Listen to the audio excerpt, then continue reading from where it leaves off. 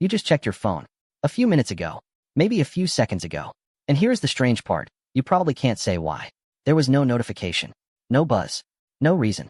You unlocked it, looked at the screen, felt nothing, and locked it again. And the part that should unsettle you a little, you'll do it again soon. You already know you will. Your hand will move toward your pocket before any thought arrives. You won't decide to. You'll just find the phone in your hand. We usually call this addiction. And we usually blame ourselves for it. No discipline, no focus, no willpower. So let me say this early. It is none of those things. Because something far more precise is happening. Your phone is not answering a question. It is answering a feeling.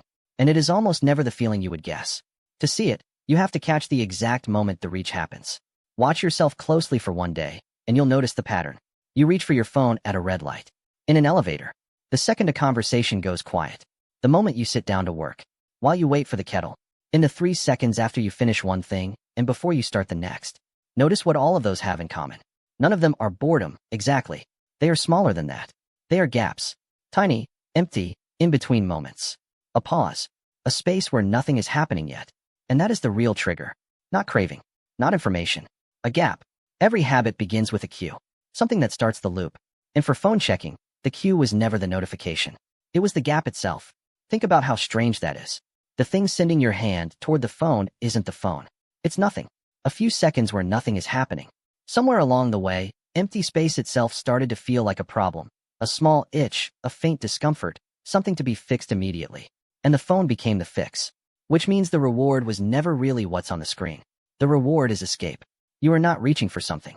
You are reaching away from something. Away from the gap. Sit with that for a second. Thousands of times, in thousands of tiny moments, you have practiced one single move. The moment nothing happens, fill it. Each repetition was small, invisible, harmless on its own. But repeated for years, it became something deeper than a habit. It became a reflex. The gap appears, and the hand moves. No thought required.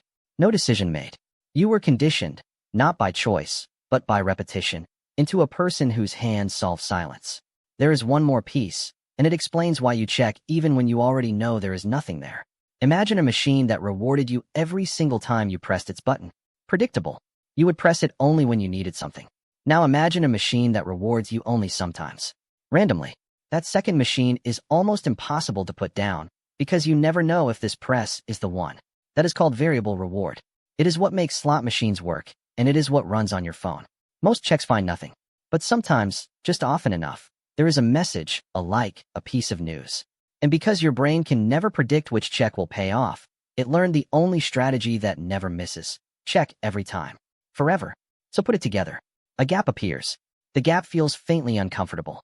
And your hand reaches for the one thing that has reliably, randomly, made that discomfort disappear. The reach is not a decision. It is a reflex your environment trained into you. The same way it could be trained into anyone. And once you see it this way, something shifts. The problem was never really the phone. The phone is just the object your hand happens to reach for. The real thing, the thing underneath all of it, is that you have quietly lost your ability to be in a gap.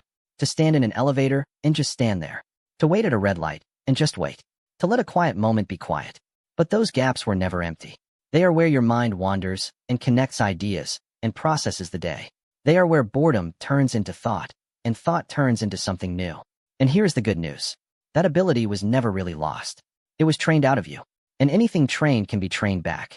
The gap feels uncomfortable not because something is wrong with you, but because you've spent years teaching your brain that every empty moment needs filling. So the next time your hand drifts toward your pocket for no reason at all, you don't have to fight it.